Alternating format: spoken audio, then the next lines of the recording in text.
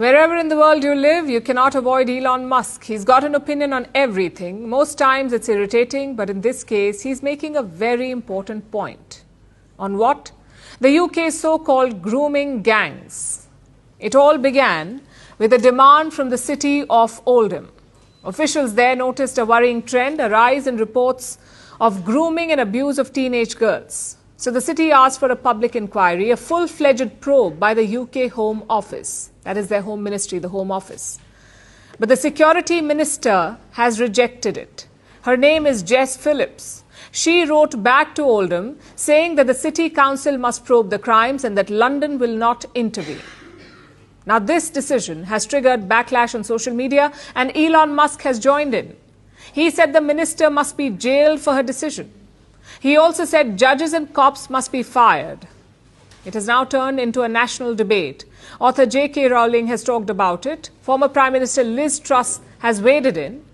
And everyone is slamming the UK government. So tonight, let's take a closer look at this problem. What are these grooming gangs? What is their history in the UK and why is London so afraid of probing them? Grooming here refers to sexual grooming. It is the first step before child sexual abuse. Predators pick their target, they establish trust and emotional connection, and finally they abuse them sexually. These predators convince children that the abuse is normal, that it's not wrong or illegal. Hence the term grooming. It's been a recurring problem in the UK. The biggest case was in Rotherham. Grooming gangs abused around 1,400 children there. You heard that right, 1,400 children from the late 1990s onwards. Most of these gangs were made up of British Pakistani men. They would often park their cars outside schools or care homes. Then gradually they would target young girls. They would offer them all kinds of things like alcohol, cigarettes, drugs, and expensive gifts. Once the girls were vulnerable, they would abuse them.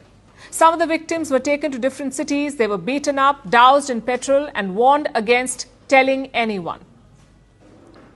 This practice went on for nearly 16 years. Many people in the community did flag the issue, but no one wanted to act. Not a single case reached a court until 2010. That's when 5 men were convicted of sexual abuse. British journalists began asking around in Rotherham, and slowly they uncovered the scale of this abuse. Later in 2014, a government inquiry report came out. It blamed the police and local officials. Apparently, they knew what was going on, but they chose not to act. In fact, let me quote what the report said.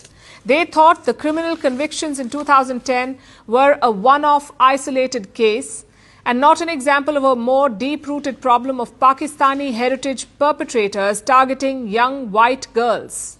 This was at best naive and at worst ignoring a politically inconvenient. That's why no one acted. They thought that if they pointed fingers, they would be branded racist. Because the perpetrators were mostly Pakistani men. Perhaps the same attitude exists now. The Labour Party, the ruling party in the UK, has 11 British Pakistani MPs. Polls show that 40% of Britain's Pakistani community voted for Keir Starmer. Is that why he is not ordering an inquiry? To appease the Pakistani community? If yes, he is repeating the same mistakes of Rotherham. Pointing out the role of Pakistani men is not racist. In fact, it should trigger questions.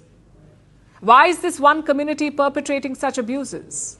Why are they targeting white girls? Could there be a religious angle to it? Could community leaders be complicit?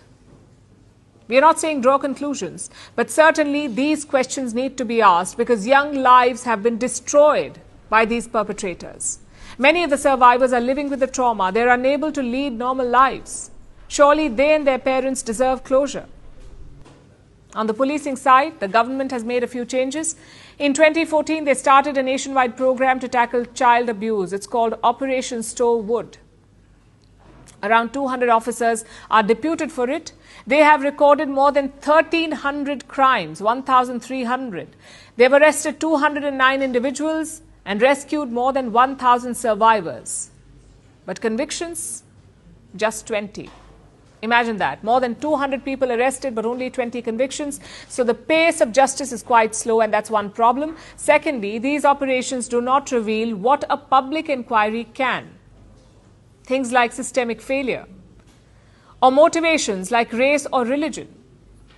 These things are important to prevent future abuses. Also, let's call these people what they are. The Brits may woke wash and call them grooming gangs, but they're actually rapist gangs. It shouldn't take an Elon Musk to realize all this, unless children's safety is a luxury in Keir Starmer's Britain.